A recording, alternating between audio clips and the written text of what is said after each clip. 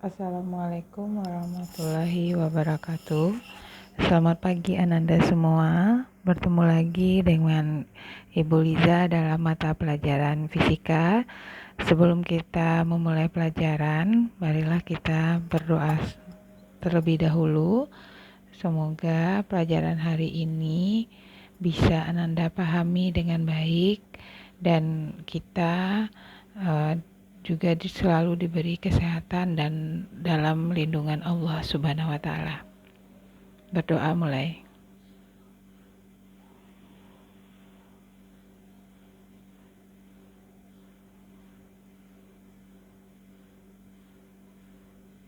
Selesai.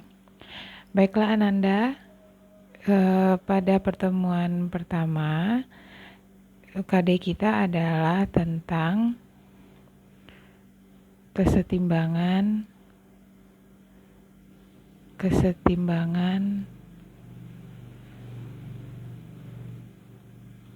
benda tegar.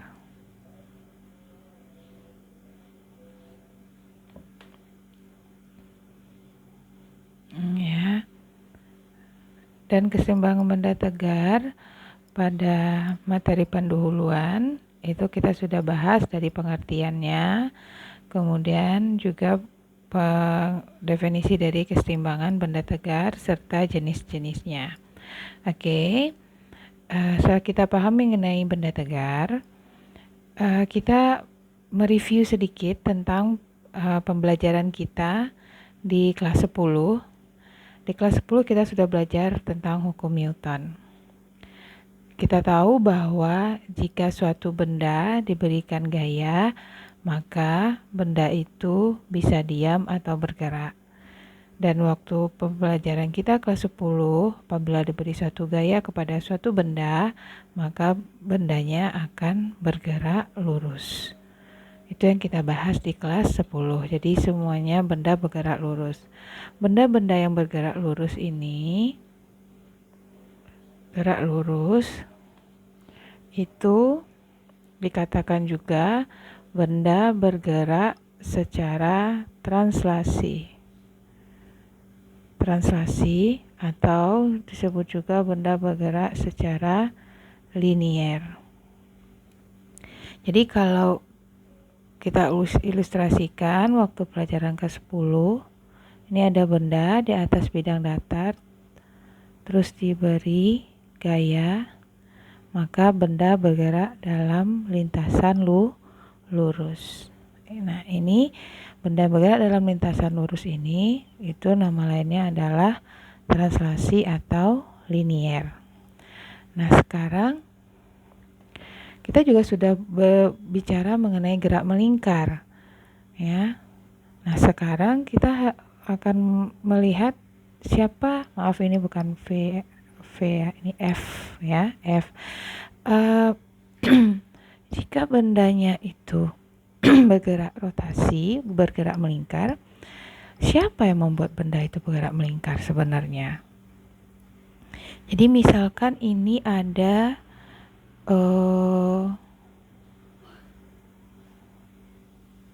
penggaris ya, ini penggaris, terus kita tahan di ujung sini, penggarisnya kita tahan atau kita pakukan, terus kita kasih gaya di ujung yang lainnya. Nah, ini ditahan, ini dikasih gaya. Apa yang akan terjadi pada penggaris? Penggaris akan bergerak melingkar. Ini yang juga terjadi pada pintu. Kalau Ananda membuka pintu, Ananda akan mendorong engselnya atau menarik, memberikan gaya tarik pada engselnya, maka pintunya akan terbuka atau tertutup. Kalau kita teruskan membukanya atau menutupnya, maka lintasannya akan berbentuk melingkar. Nah, gerak melingkar ini berarti ada gaya, kemudian ada poros. Ini ada gaya, kita berikan gaya, terus ada poros. Lintasannya berbentuk lingkaran. Nah, gerak yang lintasannya berbentuk lingkaran ini disebut dengan gerak rotasi. atau ada juga orang mengenal menyebutnya dengan nama gerak angular. Jadi gerak yang lintasannya berbentuk garis lurus itu disebut dengan gerak translasi, dan ada gerak rotasi. Selanjutnya kita akan menggunakan istilah translasi dan rotasi. Oke, untuk gerak translasi ini kita sudah bahas pada bab di kelas 10 hukum Newton, hukum 1, 2, dan 3. Berarti kita akan membahas sekarang di kelas 2, lanjutannya adalah tentang gerak rotasi. Siapa yang membuat benda itu bergerak rotasi sebenarnya? Bergerak rotasi. Nah, tadi apakah sama? Ya, kita ambil ilustrasi. Ya, kita lihat di sini. Ini kita harus ada poros. Ini poros ya. Poros. Apakah sama yang akan Ananda rasakan apabila memberikan gaya di tengah-tengah penggaris atau di tengah-tengah pintu dengan gaya yang diberikan di ujung penggaris, atau kita mendorong pintu di gagangnya. Nah, coba lihat. Anda boleh merasakan atau mencobakannya sebentar. Apa yang akan Anda rasakan? Dan tentu ketika ibaratkan ini pintu, ini porosnya, ini di tengah-tengah pintu, ini tempat biasa kita di gagang pintu, tempat kita mendorong dan menarik pintu. Orang menaruhnya di ujung. Tentu ketika semakin mendekat ke poros, itu kita membuka pintunya akan semakin susah. Tapi semakin jauh kita dari poros, maka akan mempermudah kita untuk bergerak, membuatnya membuka atau menutup. Makanya gagang pintu ditaruh di pinggirnya, bukan di tengah ataupun mendekati ke poros. Kenapa? Nah, itulah yang nanti berhubungan dengan yang namanya membuat benda bergerak rotasi adalah momen gaya, atau dikenal dengan torsi. Lambangnya tahu, momen gaya. Ya.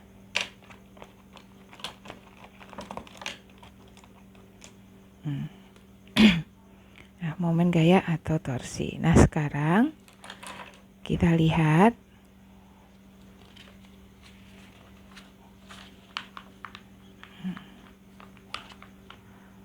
momen gaya. Momen gaya atau torsi, atau lambangnya to, seperti kail ya, huruf T yang pakai torsi. Nah, sekarang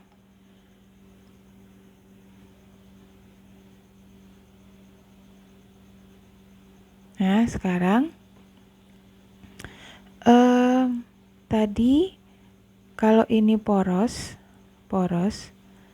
ini penggaris atau pintu, kita kasih gaya di sini F, di mana kalau kita kasih gaya ke sini, maka benda akan bergerak berlawanan dengan putaran jarum jam. Kalau bendanya di sini, ini poros, kemudian gaya yang dikasih ke bawah, maka bendanya akan bergerak melingkar searah putaran jarum jam. Nah, akibatnya torsi ini punya dua arah. Ada arah yang akan putarannya, gerak rotasinya yang akan berlawanan putaran jarum jam, atau searah putaran jarum jam. Kalau kita ilustrasikan, ini ada pena merah, ini porosnya, yang bagian sini kita tarik. yang ini yang ujungnya diam, maka ini gerak rotasinya seperti ini.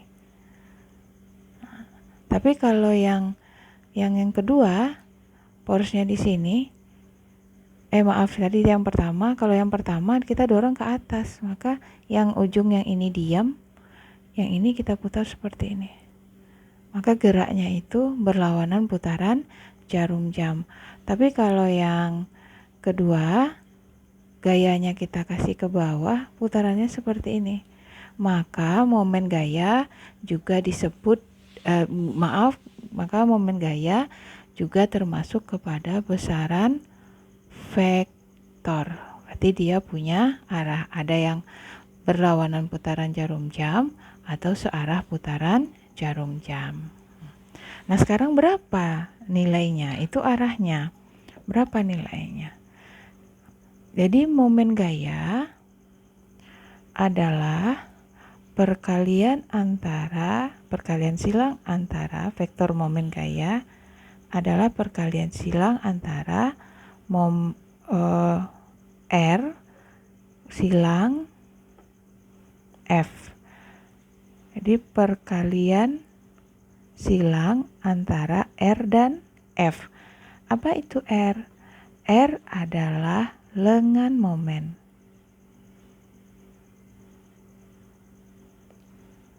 Dan F adalah gaya. Nah, lengan momen itu punya syarat selalu tegak lurus, berarti R ini selalu tegak lurus dengan F. Itu lengan momen atau lengan gaya. Lengan momen atau lengan gaya boleh juga. Lengan gaya juga boleh. Jadi dia harus tegak lurus. Bagaimana caranya? Ini garis yang kita menggambarkan vektor F ini disebut dengan garis kerja gaya. Jadi kalau ini kita kasih garis F, ini vektor gaya, garis ini adalah garis kerja namanya. Jadi ini garis kerja gaya. Ini garis kerja gaya. Garis kerja gaya. Nah, garis kerja gaya. Kemudian kita ambil di sini, ini porosnya. Ini poros, ya, poros, ini poros. Jadi O, kita kasih nama O. O adalah porosnya. Nah, bagaimana cara kita membuat lengan gaya atau lengan momen? Kita tarik garis dari poros ini sehingga memotong tegak lurus garis kerja gaya. Garis kerja gayanya kan ini. Garis kerja gayanya ini bisa kita perpanjang ke bawah atau kita perpanjang ke atas. Pokoknya dia masih lurus. Nah, yang lengan momen dengan syarat R harus tegak lurus dengan F itu adalah ini dari poros kita tarik garis sehingga memotong tegak lurus garis kerja gaya. Nah, ini yang lengan momen. Nah, untuk arahnya, ya, untuk arah perputaran, kalau ini poros, ini gayanya ke atas, berarti nanti putarannya seperti ini. Nah, tuh.